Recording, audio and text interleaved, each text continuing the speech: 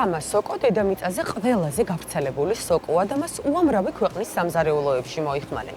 გეტყვით, რომ ხამა სოკოს შემადგენლობის 92% წყალია, დანარჩენი 8% კი ჩვენი ორგანიზმისთვის ძალიან საჭირო და სასარგებლო ნივთიერებები. ხამა სოკო განსაკუთრებით უხდება ხორცს და ვახო დღეს მას სწორედ ხორცთან ერთად მოგვიმზადებს. შავი ყურძენი ჩვენი დღევანდელი დესერტის მთავარი ინგრედიენტია. ჩვენ ამ პროდუქტს იმდენად კარგად ვიცნობთ, რომ ყველამ კარგად ვიცით მისი სასარგებლო თვისებები, მაგრამ კიდევ ერთხელ შეგახსენებთ, რომ განსაკუთრებით სეზონზე შავი ყურძნის ნატურალური დაუშაქრავი წვენი თქვენი ჯანმრთელობის საწინდარია. შაშყოლავი საოცრად არომატული, მწვანილი და სანელებელი, რომელიც ჩვენს კერძს გაცილებით უფრო მადი საღმძვრელს ხდის ხოლმე, გურმანიის სამზარეულოს ხშირი სტუმარია. ამჯერად შაშყლავისგან მომზადებულ უგემრიელეს მაიონეზის რეცეპტს ვისწავლით. დღეს მენიუში გვაქვს მარტივად მოსამზადებელი კერძები, რთული გემოთი. აპეტაიზერად მოვამზადებთ ქათმის სალათას გემრიელი ბაზილიკის მაიონეზთან ერთად. თანაც ამ მაიონეზს ჩვენ თვითონ მოვამზადებთ და სალატს ემატება ატამი და ავოკადო. ძირითადი კერძი მოშუშული ხბოს-ხორცი ორნაირ სოკოსთან ერთად. ესპანური ძეხვის соуსი და აი ამ ყველაფერზე ძალიან ბევრი მოცარელას ყოველი. გამოვიდა ძალიან გემრიელი. ჩემი დესერტი.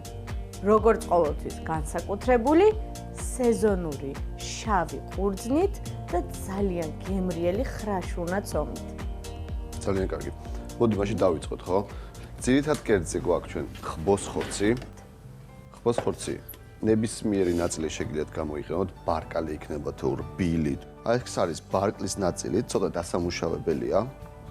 დავჭრი პატარა ნაჭრებად, ხო, ჟულიენებად ასე ვთქვათ, თუნდაც კუბიკებად. ამას დასჭირდებათ, რომ ხბოს-ხორცი მეღაც ჯამში დაახლოებით 9 კილო, 700 გრამი. მოვაშორებ ზედმეტ ნაწილებს, რადგან უნდა შევწვა. ხო. მაქსიმალურად უნდა დავამუშავო. კარგი, სანამ ვახო დაამუშავებს ხორცს, მე დავიწყებ მაიონეზის მომზადებას. ყველაზე სწრაფი მეთოდი. დაგჭირდება ბლენდერი, დამჭირდება 2 კვერცხის გული. გავაცალკეოთ ესე. აჰა. ესეც. ზადარით დავუმატოთ 1 ჩაის კოვზი დიჟონის მდოგვი. რადგან საკმაოდ რბილი გემო აქვს დიჟონს, 1 ცალი ლიმონის წვენი. ჩავაწუროთ. ეს იქნება ნამდვილად მარტივი მოსამზადებელი რეცეპტი. ამას არ ჭირდება არც ხელით თქვეფა, 2 წუთში გაქვთ მომზადებული თქვენით მაიონეზი. უბრალოდ ამ შემთხვევაში მე დავუმატებ ბაზილიკს, ცოცხალ ბაზილიკს, ანუ შაშყლავი, რომელიც დამჭირდება დაახლოებით რამოდენიმე ფოთოლი, რადგან საკმაოდ მძაფრი გემო აქვს. ფერიც ექნება სხვანაირი თვითონ მაიონეზს. ოდნავ შევთქვიფოთ და ჩართულ ბლენდერშივე დავიწყოთ ზეთის დამატება.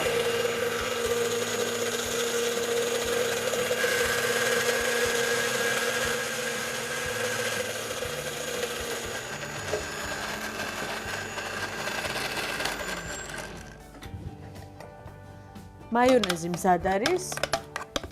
კარგი ესეთი სქელი. ნახე რა ლამაზი ფერი აქვს, მწვანე მაიონეზი მივიღეთ. გავსინჯოთ, შეიძლება მარილი დაჭირდეს. ცოტა დავამატებ მარილს. ძალიან კარგი. და მზადაა, გადმოვიტან მე ჭურჭელში და დავიწყებ უკვე ქათმის შეწვას. მე ამასობაში ხბოს-ხორცი დავამუშავე, 700 გრამი ხორცისგან გამომივიდა დაახლოებით 600 გრამი. ეხლა დავიწყებ სოკოს დაჭრას. სოკო მაქვს ორნაირი, ხის სოკო და ქამას სოკო. ჯამში ორივე არის 800 გრამი. ცეცხლს ავანთებ. ზეთი. დაახლოებით 70 მილილიტრი. გაცხელდეს კარგად. ხო, მეც გავახურებ ჩემ ტაფას, რომ ქათმის ფილე შევწვა.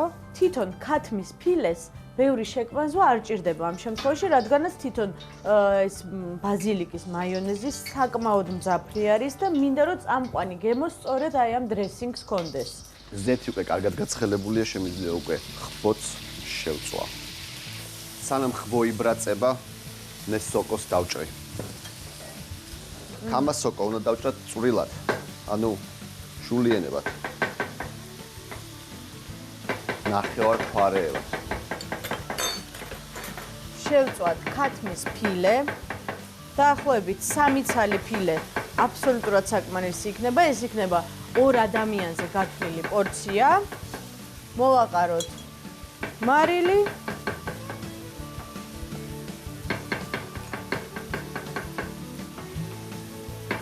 და სულ ცოტა ორეგანო.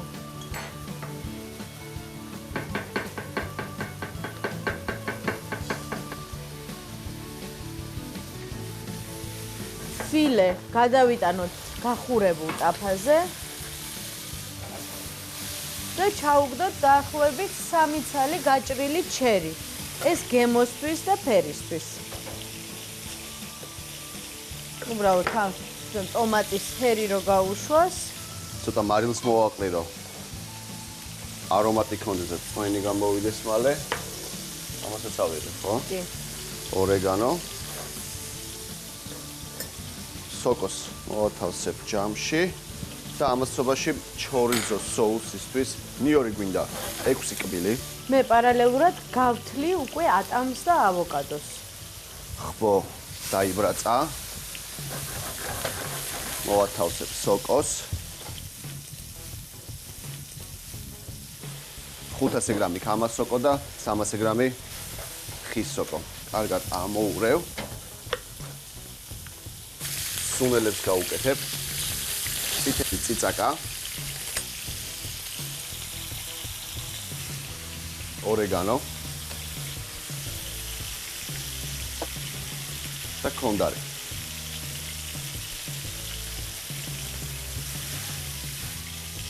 მოვშუშავ დაახლოებით 2-3 წუთი კიდევ, ბოლომდე არ უნდა იყოს შემწვარი და გავაგრძელებ ძირითადი კერძის соуსის ინგრედიენტების მომზადებას.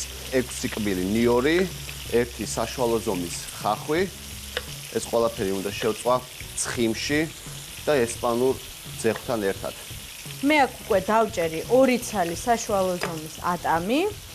დამჭირდება ახლა ავოკადოც.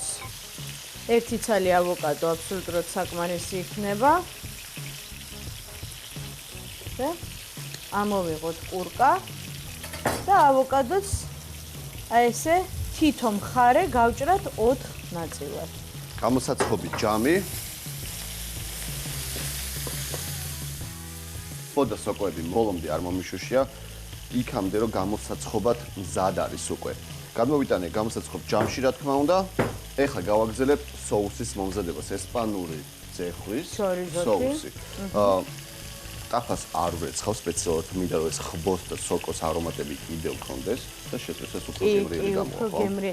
თან ვოკის მთელი პრინციპი ის არის, რომ ამ გემოს იტოვებს და გადააქვს შემდეგ იმაში, რასაც ამზადებ, ხო? მოდი დროს არ დავკარგავ. და ცეცხლს ავანთებ. ზეთი მათხოვე. ზეთი, დაახლოებით 30 მილილიტრი. დაველოდები გაცხელებას. დროს არ დავკარგავ და ხავს დავჭრი ნახევარ ფარეებად. ზეთი უკვე ცხელია. ხავს ჩავყრი. კარგად ამოურევ. ნიორს პირდაპირ ტაფაშივე ჩავახეხავ. ოდნავ ცხარე იქნება, ხო, თვითონ соуსი, რადგან ჩორიზოს წიწაკა აქვს. კი, ხბოს ხორცს ცოტა წითელი წიწაკა გავუკეთე. აჰა, მით უმეტეს. ნიორი ძალიან მნიშვნელოვანი ინგრედიენტია ამ კერძში, არომატულია. თან ზამთარი მოდის, ბევრი ნიორი უნდა ჩამოთ, ავად რო არ გავხდეთ. კარგად. ამოურევ. ცეცხლს აუწევ. კარგი, ჩემი ქათამი უკვე თითქმის შეიწვა. მე დამჭირდება სალათის ფოთლები. ავარჩიოთ ლამაზი ფოთლები მხოლოდ. ხელით ესე დავფლითოთ. ხახვი როგორც კი დაიბრაწება ცოტათი, დაუმატებ ესპანურ ძეხვს, ჩორიზოს, ციცაკიან ძეხვს, 150 გრამი. კარგად იბრაწება, ხახვმაც წითელი ფერი აიღო, ეს ციცაკის ფერი აიღო. ძალიან არომატულია. აუ, ძალიან მომწონს, ძალიან გემრიელი соуსი გამოვა. მე ახლა უკვე შემიძლია ნელა-ნელა დავასრულო სალათი. დავუმატო 2 სუფრის kovzi ჩვენი ბაზილიკის მაიონეზი. ხელით ამოურევ, დაიკოვზი მაქვს მეორეც. შემიძლია უკვე დავიწყო სალათის აწყობა. გადმოვიტანოთ ფურცლები. ხახვი, ნიორი და ჩორიზო კარგად უნდა დაიბაწოს, დიდი ხანი უნდა დაბრაწვა დაახლოებით 5 წუთი მაინც. როგორც კი აი ასეთ ფერს მიიღებს და ჩორიზო დაკარგავს თავის ძიწაკას და უფრო ცხიმში გადადის, ზუსტად მაგდროს უნდა დაუმატოთ ტომატის პასტა. მე მომწონს ძალიან ქართული წარმოების ტომატის პასტები, ძალიან გემრიელია. და მე დავასრულებ სალათის აწყობას. მიულაგოთ ლამაზად ავოკადო, ატამი, ქათმის ფილეც გავიმზადოთ აქ უკვე, ჩერი პომიდორი, დაახლოებით 5-6 ცალი, დიდ ნაჭრებად დავჭრათ ქათმის ფილე. აი ეს ჩორიზოც უკვე ტომატის პასტაში კარგად გაჭდა. და ბოლო ნაწილი, პარმეზანი. რა თქმა უნდა, ამ ყველაფერს ატამსაც უხდება პარმეზანი, ბაზილიკსაც, ანუ რაც მაიონეზში აქვს და ქათამს ხომ თავისთავად. თან ახლად გახეხილი პარმეზანი კიდევ უფრო არომატულია. ზემოდანვე დავახეხოთ. ბევრი არ მინდა, რადგანაც იმდენად კარგი გემოები აქვს ახლა ამ სალათს, რომ არ მინდა რომ პარმეზანმა გადაწონოს. მინდა რომ ყველაფრის გემო ქონდეს თანაბრად. ბუქი ჩანს აშკარად. მე ძალიან მინდა რომ უკვე გავსინჯოთ. მოდი გავსინჯოთ. იმიტომ რომ მე გაცივდება ქათამი. მოდი გავსინჯოთ. ამასობაში მე სანამ გავსინჯოთ, ნაღებს დაუმატებ. ხო. ასე გავხსნი და შეგვიძლია სალათის გავსინჯოთ ამას. კი, დიდი ცოტა გავჭრი, რომ აი ეს ბაზილიკის მაიონეზი მაინტერესებს. ცელი სალათის ფურცელიც მინდა. როგორია? ძალიან გემრიელია. ტკბილი ატამი და ბაზილიკის მაიონეზი არის ძალიან გემრიელი. რაც მართლა. პიკანტური გემო აქვს. მარტივად მომზადდა, მაგრამ რთული გემოთი. აი ამდენი ლამაზი და ჯანსაღი ინგრედიენტი. ქათმის სალათა ატმით, ავოკადოთი და შაშკლავის მაიონეზით, ქათმის ფილე 500 გრამი, ატამი და ავოკადო 1 ცალი, სალათის ფოთოლი 200 გრამი, ჩერი პომიდორი 70 გრამი, პარმეზანი 50 გრამი, ზეთი 40 მl, ორეგანო და მარილი გემოვნებით. შაშკლავის მაიონეზის მოსამზადებლად დაგვრჩება: კვერცხის გული 2 ცალი, დიჟონის მტოგვი 1 ჩაის კოვზი, ზეთი 350 ml, ლიმონი 1 ცალი, შაშკლავი 20 გრამი. ესპანური ძეხვის соуსი მზად არის, ამას მეგონი უკვე გატარებაც აღარ უნდა ეს დაბლენდერება. არა, ისე ჩაიშალა, რომ მართლა აღარ ჭირდება დაბლენდერება. ესე უფრო გემრიელი იქნება. ესე მოვასხავ, გადაუნაწილებ თანაბრად. აუ ეს რაღაც ძალიან გემრიელი გამოვა. ამით ეს არ მორჩენილა. ამას უნდა გახეხილი მოცარელას ყველი. რა კარგი იქნება რაღაც. გამოცხობასაც დიდი ხანი არ დასჭირდება, იმიტომ რომ დაახლოებით 15-18 წუთი მგონი 200 გრადუსის აბსოლუტურად საკმარისია. გავახურებ ხო ყუნდას 200 გრადუსზე, რომ უბრალოდ აითუთქოს ამ წვენებში და ყველიც დაიბრაწოს ოდნავ. ყველი დაახლოებით 200 გრამი. თუ მოცარელა არა გაქვთ, სულგუნით ძალიან კარგი იქნება. ჩორიზო, ხორცი, ორნაირი სოკო და მოცარელას ყველი. 200 გრადუსი 15 წუთის განმავლობაში. გამოცხარი ხბოს ხორცი და სოკო, ჩორიზოს соусით და მოცარელათი. ხბოს ხორცი 500 გრამი, ხის სოკო 200 გრამი, ქამას სოკო 200 გრამი, კონდარა და ორეგანო, წითელი წიწაკა და მარილი გემოვნებით. ჩორიზოს соусის მოსამზადებლად დაგვრჩება: ჩორიზო 150 გრამი, ნაღები 400 ml, ხახვი 1 თავი და ნიორი 6 კბილი. მოცარელა 250 გრამი. შენ კი დაამთავრე ყველაფერი და თავარი კერძიც უკვე ღუმელშია. მაგრამ შენ საყვარელ ნაწილზე გადავდივარ, დესერტი. ვიწყებთ მომზადებას. შენ შეგიძლია დამეხმარო იმაზე, რომ მომიმზადო აი მაგალითად ყურძნის და ალუბლის წვენის შიგთავსი. გარჩეული თითო მარცვლები პირდაპირ ჩამიყარე შიგნით. ესე? ხო? 350 გრამი ყურძენი დაჭირდება ამ პორციას. ვიწყებთ ცომის მომზადებას, რომლისთვისაც მჭირდება 400 გრამი ფქვილი და 200 გრამი კარაქი. ავანთებ ცეცხლს. თამთა. შაქარი ახლავე ჩავყარო? კი. რამდენი შაქარი? დაახლოებით 150 გრამი ყავისფერი შაქარი. სულ ცოტა მარილი.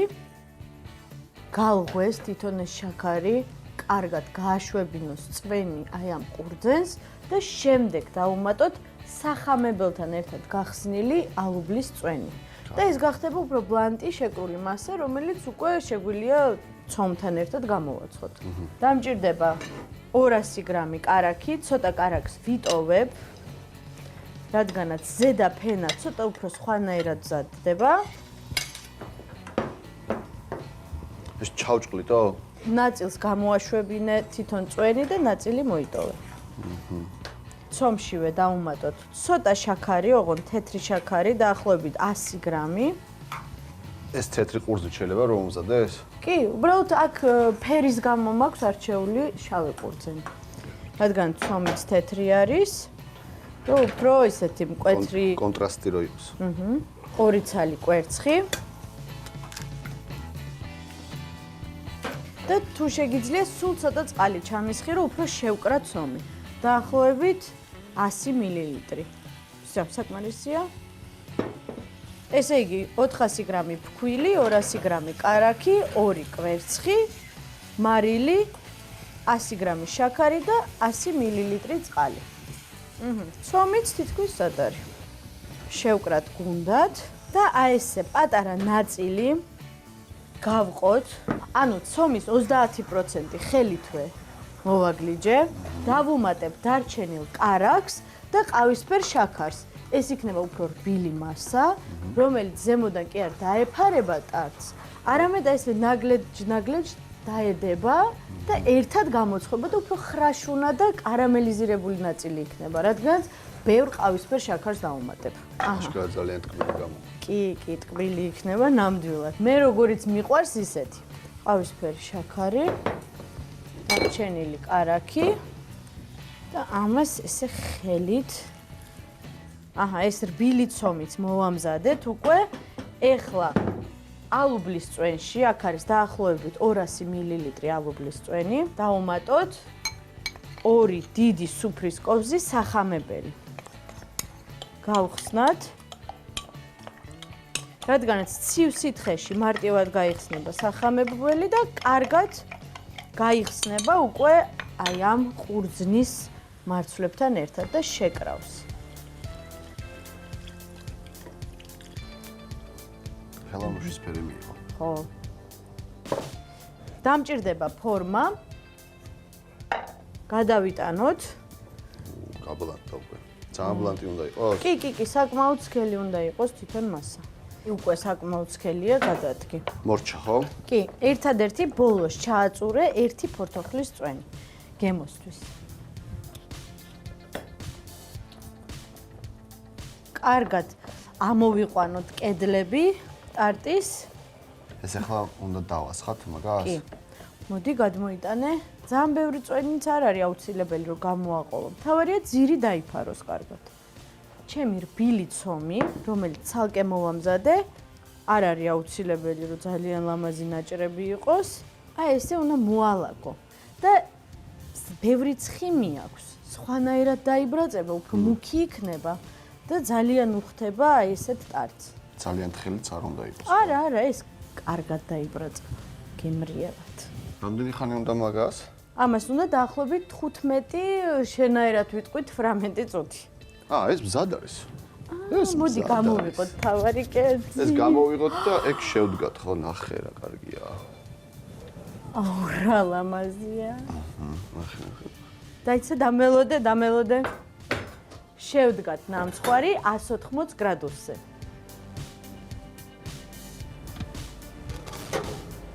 ჩამოვიყვანე 180 გრადუსამდე. და გავსინჯოთ თავარი კერძი. გავსინჯოთ. პიცის სუნი აქვს. ეტყობა ჩორიზო რო აქვს და მოცარელა ერთად. ვახო, ნახე როგორი არის. პირდაპირ უნდა ამოვიღოთ, წვენით არის გაჟღენთილი.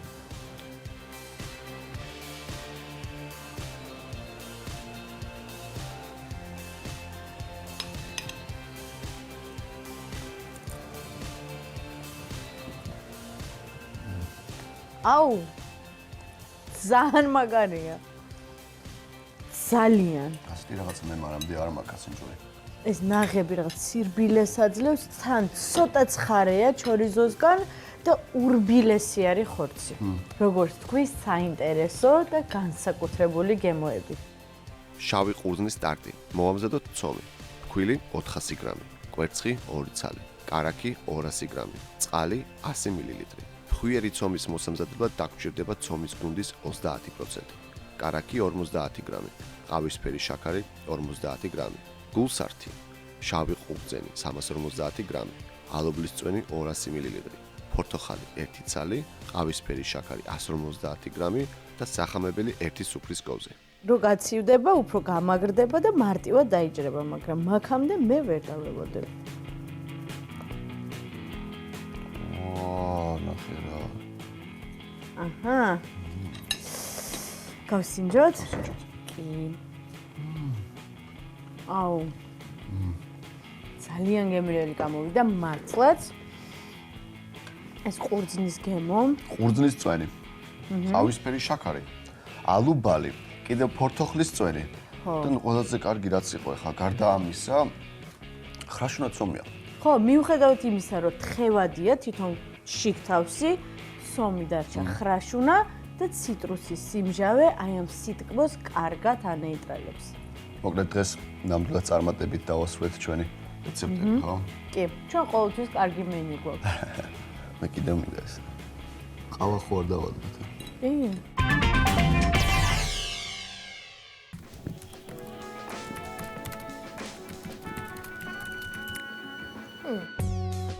ეს არის ჩემი ვეგანური სამზარეულო. როგორც ხედავთ, აქ არ არის არანაირი ცხოველური პროდუქტი. გვაქვს ბოსტნეული, ხილი, თხილეული და მარცვლეული. ჩემს სამზარეულოს განსაკუთრებულება მდგომარეობს კიდევ იმაში, რომ აქ არაფერი არ არის მოხარშული ან შემწვარი. ყველაფერი არის უმის სახით, რაც გულისხმობს იმას, რომ არანაირი საკვები 46 გრადუსზე მეტ ტემპერატურაზე არ მუშავდება. დღევანდელ სადილზე ჩვენ გვაქვს ტაბულე, რომელიც ბურგულის მაგივრად მზადდება კანაფის თესლებისგან, რომელიც ძალიან გემრიელია და ძალიან დიდი რაოდენობით პროტეინს შეიცავს. ასევე გვექნება პიცა და დესერტად გვექნება ჩიზქეიკი. კიდევ ერთი თავისებურება ჩვენი სამზარეულოსი, ჩვენ არ ვიყენებთ ჩვეულებრივ მარილს, მხოლოდ და მხოლოდ ჰიმალაის ვარდისფერ მარილს ხმარობთ, რომელიც ძალიან სასარგებლოა და სავსეა მინერალებით.